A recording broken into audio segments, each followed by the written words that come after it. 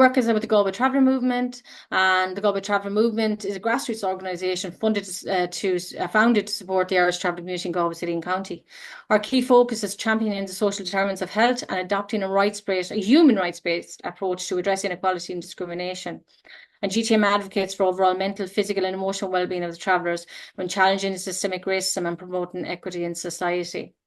With the community development approach, we also, I would have done some kind of upskilling on participation and practice of rights, because this model it's about engaging travellers and identifying issues and solutions, and the practice is implementing strategies to address identified issues, and the rights-based focus on human rights as a foundation of all actions. And GTM initiatives is community engagement. So we facilitate workshops. I'm a trained facilitator myself, and we do training sessions to empower travellers. So we do a lot of positive mental health training with our community. So obviously we have our community health workers, we have our primary healthcare coordinators, and we link in with other community health workers around and Connacht, so that they would attend forums, and again it's very, very much that positive mental health that we kind of train on, so we can bring it out to our community. We do a lot of advocacy work, and we campaign for equitable policies in health, education, housing, and employment. So that's what I would do as well for my role. I would do lobbying. We hold events like Traveller Homes Now campaign events, the right to mental health, positive mental health campaign events, the right to education, the right to employment, because all of these are under the social determinants of health, and so the collaboration, we work with national and international organisations to support traveller rights, and we would link in with the Council of Europe. There, 2 years ago, they came back to Ireland around, they were coming back around the national minority status and the new report, and they came and they visited us. So we went out to the sites where we families living in a halted site in Galway City beside a waste facility. They're there for 14 years. With no idea of when they're going to get a home, and their mental health is really affected, but it affects their physical health as well, living beside a waste facility where toxic fumes are constantly being emanating, and children growing up beside a dump, and that's all they know, and their mental health is also affected. But again, under the PPR model, we look at increased awareness, where make more travellers are informed about their rights. And I just want to give you, I suppose, a background about the traveller community. And this poster here, this poster is very important, because when we did our Traveller Homes Now inquiry event, it was a roundtable session where we brought all the stakeholders together 2 years ago into a room in the University of Galway. And what was very, very, very poignant for me about that was, if we go back to the Commission of Itinerancy 1963, which is the first one there on the top left-hand corner. Back in 1963, so the Commission of Itinerancy saw the travellers, or itinerants as they're called, were a problem, and they all gathered together. So in our room 2 years ago, I managed to get 80 people in the room, and those stakeholders were from all different parts of society. And the only people we didn't have in the room was clergy. And it was like all those people would have been kind of, part of the, I suppose, the stakeholders that came together back in 1960. I'm no disrespect to people, I'm just saying the room it was like, it was 60 years from the commission, and we had all those people that would have been come from society that would have put that commission, that report back in 1963. But it was come together, say, let's talk, let's collaborate. You know what I mean? It shouldn't be them and us. It should be we all get together, and that's why we held that. And those are all the simulationist policy reports, anti-traveller reports that have been put together since 1963 that we as a community have to live with. And this is kind of the root cause of a lot of our mental health issues: the exclusion, the marginalisation, the oppression, the discrimination. That yes, we're still being forced to live under assimilationist policies, and that logo is, we deserve better. We do deserve better. You know what I mean? And it's a powerful and empowering slogan to say we deserve better. Not that we're victims, we're survivors of oppression, and we deserve better. And so we're a distinct ethnic group in Ireland for centuries, with some records dating back to the 12th century. We're traditionally known for our nomadic way of life. And in 2017, the Irish government officially recognised travellers as an ethnic minority, but still there's no kind of, I suppose, there's no legal protection there. So what we would be, I suppose, what we are hoping to get with all the national traveller organisations is to fight for a national minority status, because that national minority status will give us some kind of legal protection that we can challenge hate crime, we can challenge discrimination, we can challenge all the issues around the social determinants of health at the minute that are being totally, and in the most part, just ignored. As of 2022, there was approximately 39 32,949 travellers in Ireland, representing less than 1% of the population. But I can tell you that within those 32, that still doesn't really give the right number. We have a lot of travellers that hide their identity because for fear, like they could be working as doctors, lawyers, nurses, teachers, in the guards, in the defence forces, but they hide their identity because of fear of being discriminated against. And again, travellers have faced significant social exclusion and discrimination over the centuries. We champion the social determinants of health because the social determinants of health are conditions which people are born, they live, work and age, which impact their health. And we recognise in our organisation that housing, education, employment, healthcare access, equality and social inclusion are crucial for improving traveller health outcomes. So if you live in substandard accommodation, if you have literally you're leaving school early, you're on reduced timetables, if you're like, for instance, 82% of the general public said they would not hire traveller community. So that we have to bust the myth that travellers don't want to work or they don't value education. You know, we have GTM has a social enterprise which is bounce back recycling. So again, travellers will be seeing the first recycler. So we would have like link into we take mattresses from the landfill and we recycle them. So it's all about the circular economy, and it's traveller led, all traveller staff.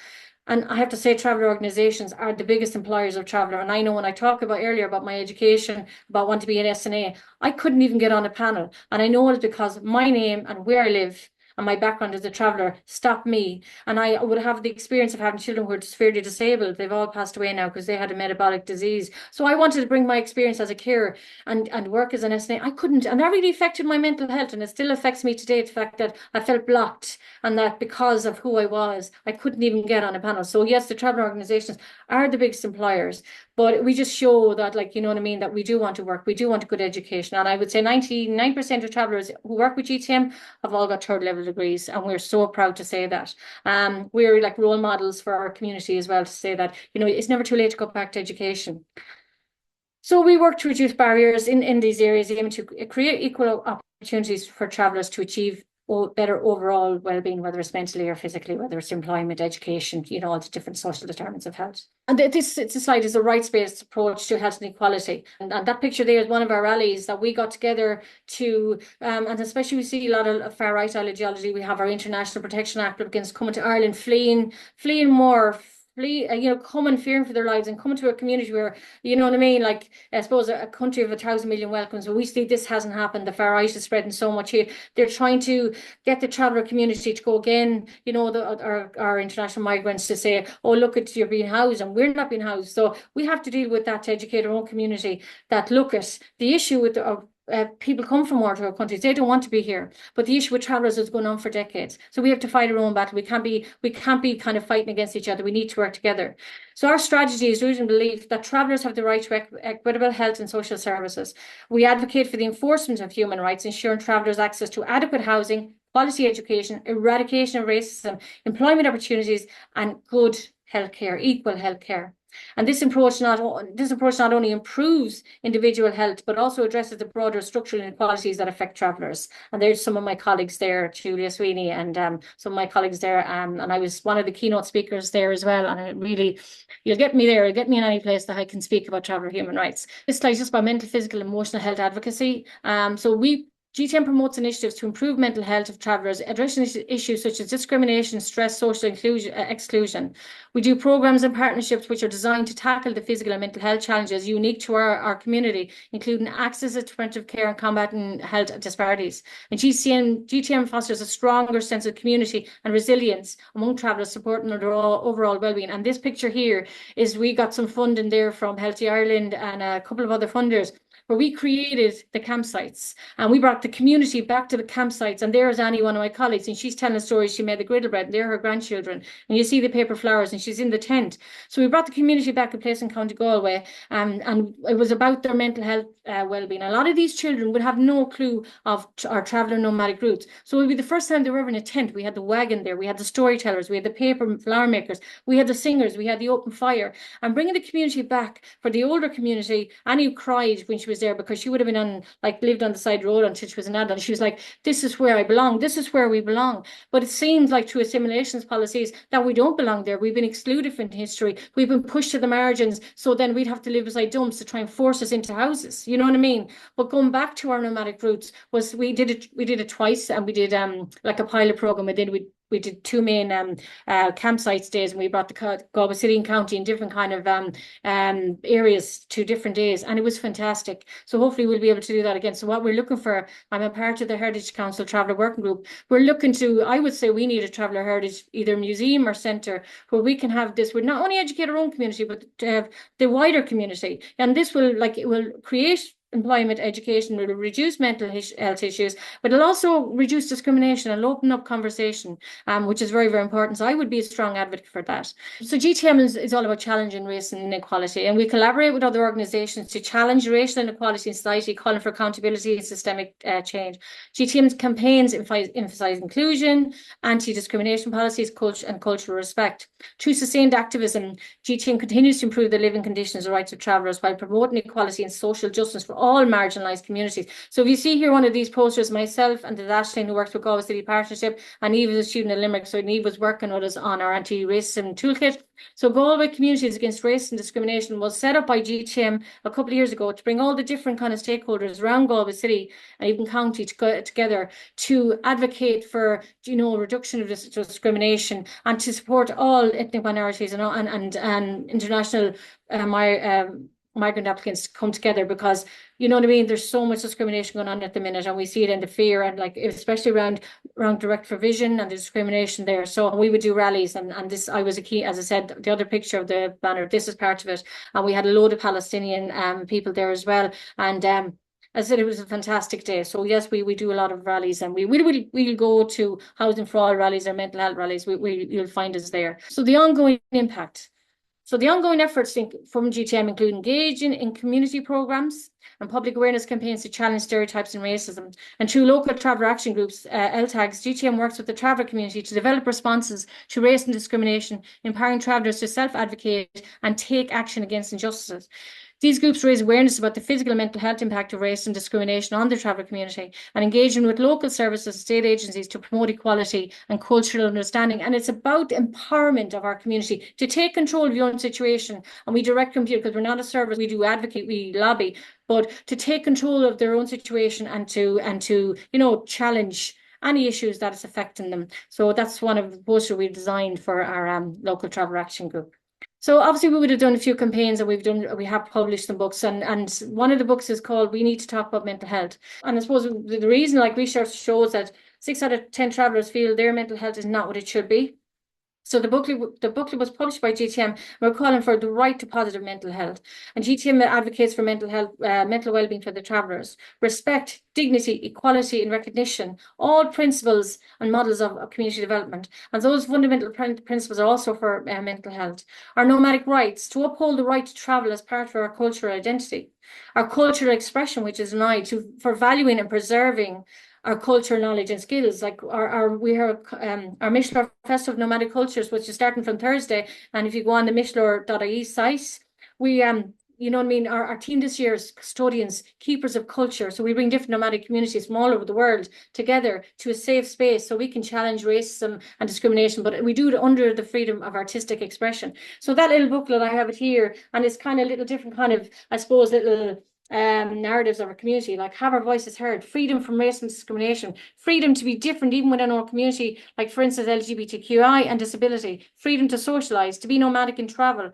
freedom from all forms of physical and emotional violence and abuse, freedom to follow our dreams and reach our full potential. So again, another one was the Right to Mental Health campaign, and we had a traveller mental health inquiry in November 23. The voices of the community, again, I was one of these people who contributed to the book, and we talked about mental health difficulties, talked about discrimination, race and poor accommodation, unemployment and lack of education, poor mental health impact caused by bereavement, abuse, trauma, the stigma, feeling shame about your culture, shame about your heritage, shame that you don't have an education, shame that you don't have a job, shame that you feel like you're not equal in society. And we have within our community, we have find it very difficult to open up about our mental health. When I started with GTM, I didn't even want to talk about mental health because my mother suffered from mental health. She had mental health breakdowns, so she had addiction. She was an alcoholic. You know what I mean? And I don't no, let's not mention mental health. Let's talk about anxiety. I'm so ashamed of it, but because it was seen as a stigma. But I have educated myself so much now, and I will talk about positive and mental health, how important it is to talk about it. And again, with the high rates of suicide, we've I think it's 7 times higher than the general population, the suicide within our community, and men more than women, but a lot of our young people as well. But the conclusion, future directions, GTM has long-standing commitment to social terms of health, a rights-based approach in our work for improvements to traveller health and wellbeing. We remain a pivotal force in combating racism and promoting equality for the travel community with ongoing efforts to empower travellers through advocacy, education and support services. Looking forward, we seek to further amplify our impact by continuing to challenge inequality and fostering partnerships that create lasting change to improve the physical and mental health of our community under all the social determinants of health. Thank you. So my name is John Kelly. Identifying myself, I identify as a peer. I was a long-time mental health service user, and that my experiences both within a system that didn't definitely work for me, and also a society that was all of a sudden leaving me on the margins, was just really interested in getting together with like-minded people to kind of just have a more welcoming and accepting society and inclusive society for people experiencing mental health difficulties. So that led me towards community work, which led me towards becoming the Gateway project coordinator. So that's me in a nutshell. And this presentation is very much in a nutshell. Hopefully it'll be interesting for you. So this we're a community development project, and we're run by and for people with lived experience of enduring mental health difficulties. We're based in the greater Dublin area, but basically we're wide open to anybody who wants to join us. We promote social inclusion, empowerment and equality. Now, this whole presentation is based on our constitution. We just applied. We're the first, as far as I know, first peer-run project, mental health project that has applied for charity status. That's in the works at the moment. So this is from our constitution that was just developed last year. So that what you see there is actually in our new constitution there. So just starting off, how did we get going? We're based in Rathmines and starting 20 years ago. So we're celebrating our birthday this year, and loads of events going on there. So I'll tell you a little bit about that in a second. And basically the idea primarily, if anybody knows Rathmines in Dublin, it's kind of flatland. Not so much so more now as it used to be, but it was very much a lot of people living isolated on their own, and also there was quite a number of hostels setting up for people stepping down out of acute services. So a local partnership was approached to set up actually what was a scheme to get people working. It was the idea was a gateway to employment. Somebody from the HSE rehab team approached the partnership, but community workers, once they got involved, we need to consult locally with what's wanted, and the people want space to connect socially, to grow through informal education and connections, to actually take up leadership roles and also inform positive social change. So the kind of gateway to employment thing went out the window. That's not what the community wanted. And then there was a weekly drop-in, started very simple in a parish hall once a week, and members meetings. From the outset, this is key, members meetings and the membership model. Anybody coming in the door with experience of mental health difficulties, if you signed up, you had a say in how the project worked. So from the get-go, a member-led project was born. Within about 12 months of it starting off as, the advisory group was going, we're trying to get people in towards employment. It became something very different. What we do, these are the headings. So basically what I've done is there's I think 8 or 9 objects in our constitution. They're the purposes of Gateway. So I'm going to try and just reflect that our purposes in the slides, but I won't go into the whole detail. I'll share this with you afterwards, so for anybody interested. But one is key integration. So we went from a very small project, nobody actually employed, to now we have a team of 8 people working, including fully employed staff and CE workers. There's a membership of over 500.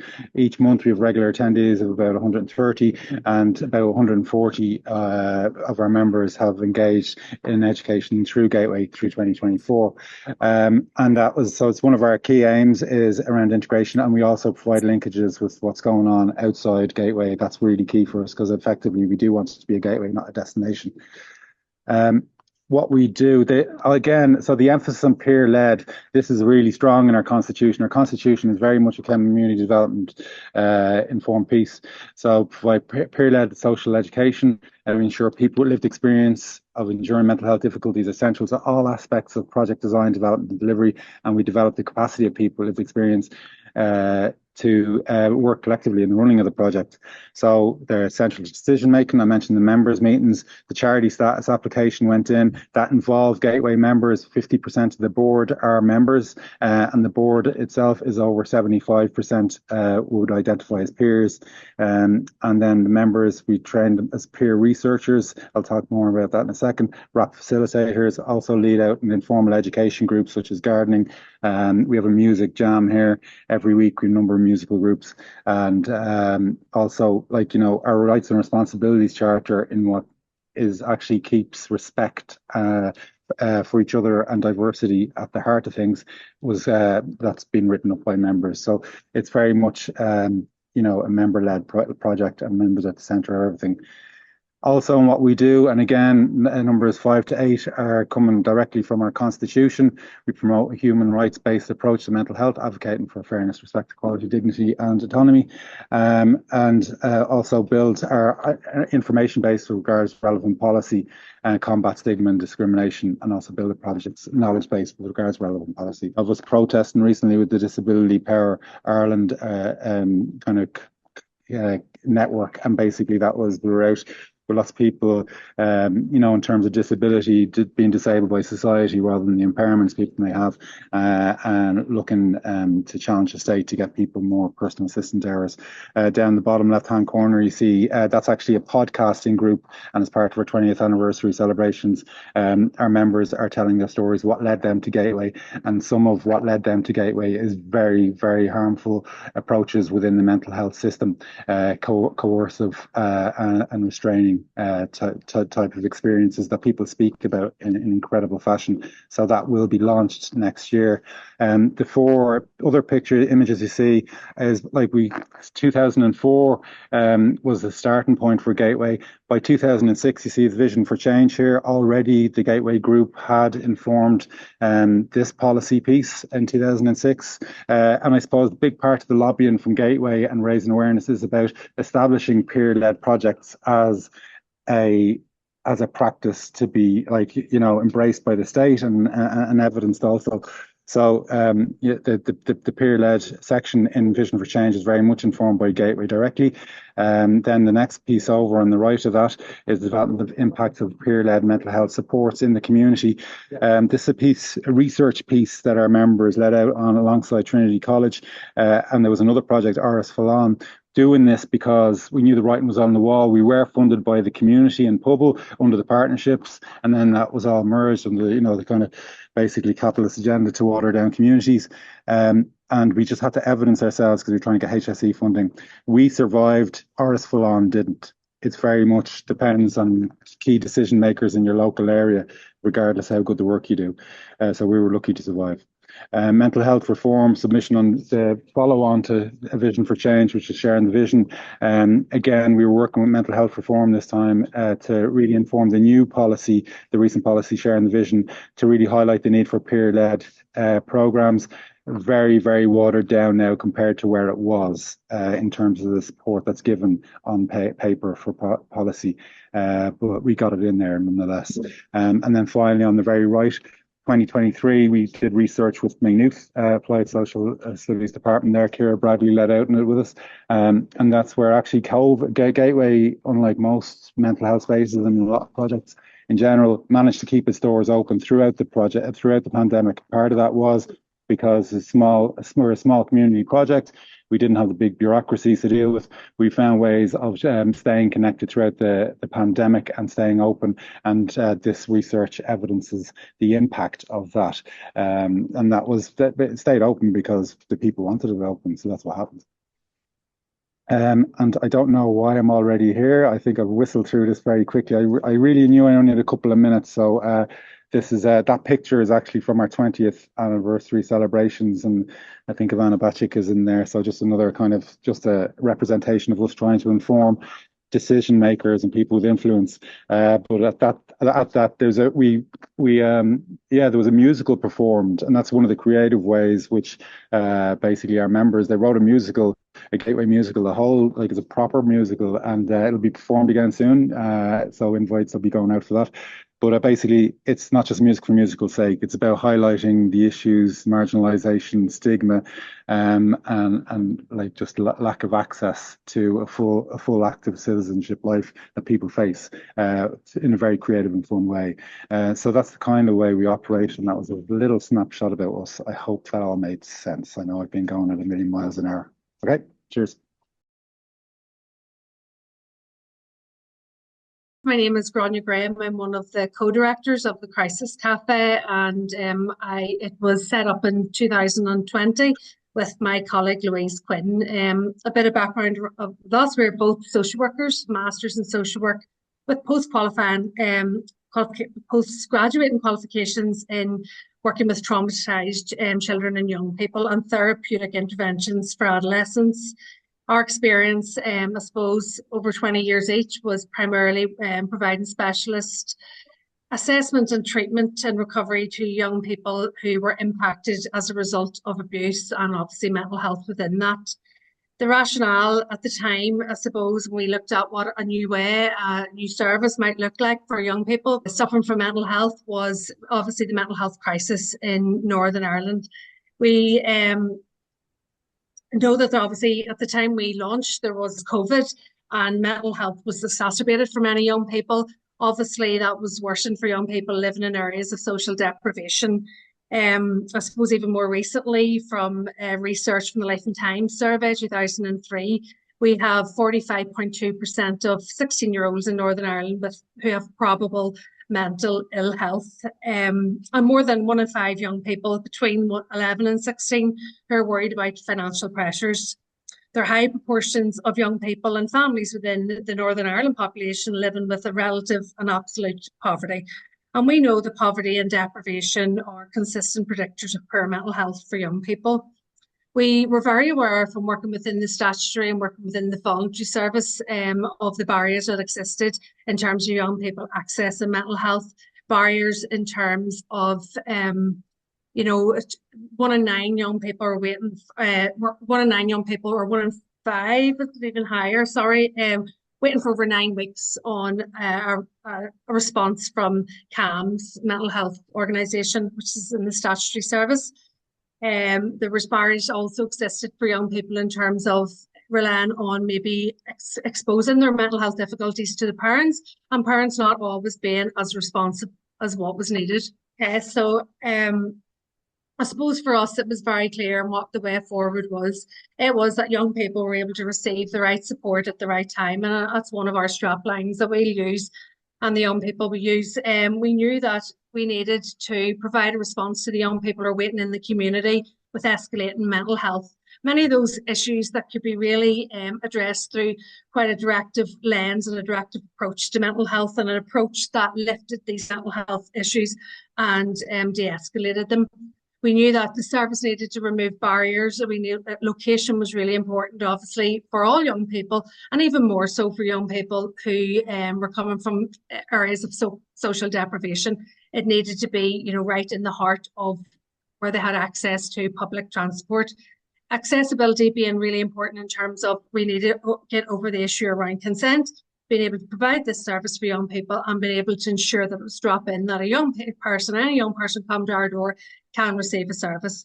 Our aim was obviously to reduce the stigma, and for us that was the community development approach, the youth-led conversation, It was around empowering young people to start those conversations. We knew that per practice needed to be acknowledged and not masked, and in a way we turned that into looking at areas of weaknesses into areas that could be changed into areas of strength. We aim to provide opportunity to support and empower all young people who come in and see every young person as a young person that has something to give back to other young people, back to the organisation, back to the community. And we provided many opportunities to upskill young people in young leadership roles, ambassador roles and peer mentoring roles. So I suppose the key aspects of our service, we worked, I suppose, 18 months before launching the service with a cross-section of young people from the Newry and Down area. They were young people who had lived experiences of mental health. What was loud and clear was that the clinical element of the assessment and treatment was really, really important. That was something that a young person needs. They need to have a proper clinical assessment and be offered treatment. They needed to have the drop-in, no referral, and it was obviously needed to be youth-led. That young people would be able to, design and co-produce the activities that happen within the service and have a say on funding and different things that we could, changes that the cafe could bring. It needed to be trauma-informed, trauma-responsive and shame-sensitive, and in that we meant that all staff, volunteers working with young people had an awareness of what that meant and to ensure that that was embedded in all services, and then you are aware of the social inequalities the young people face along with childhood adversities and how they can manifest themselves in terms of physical, mental health and behavioural issues. To continue with our key aspects, it was obviously clear that it was a community development approach. That was what was needed within the community, with a strong youth-led voice and really a strong commitment to the collective empowerment and action among young people. Early intervention, it needed to be dropped in again to de-escalate the mental health issues. And we knew that it just couldn't be about assessment and treatment. It needed to be a whole host of services to reduce the social isolation, to increase community connectedness with young people and improve the life chances of all young people who access the service. So the service, I suppose today what it looks like is a service that provides a therapeutic assessment and treatment. We have drop-in cafes for young people to access therapeutic assessment and treatment. We have a range of cafes, for friendship cafes to DigiSpace cafes to LGBT cafes. We have peer mentoring roles for young people who maybe don't want to access the therapeutic or the more clinical type environment. One of the strap lines that the young people use for our service is clinical support in a non-clinical space. We have our very strong youth advisory panel who will meet regularly, and we've over 700 now mental health ambassadors representing us at each of the schools, and we continue to offer us fresh and new approaches to mental health delivery. We have launched our 18 to 24-year-old project because we know obviously adolescent, we have the information that adolescence obviously doesn't end at 18, it's there to 24, and one of the key areas for us to really look at now is the voice of young people. I suppose explaining, really poor practice when they are transitioning from child and adolescent mental health services into adult services. So that's a really big area that I'll be working on in the coming months.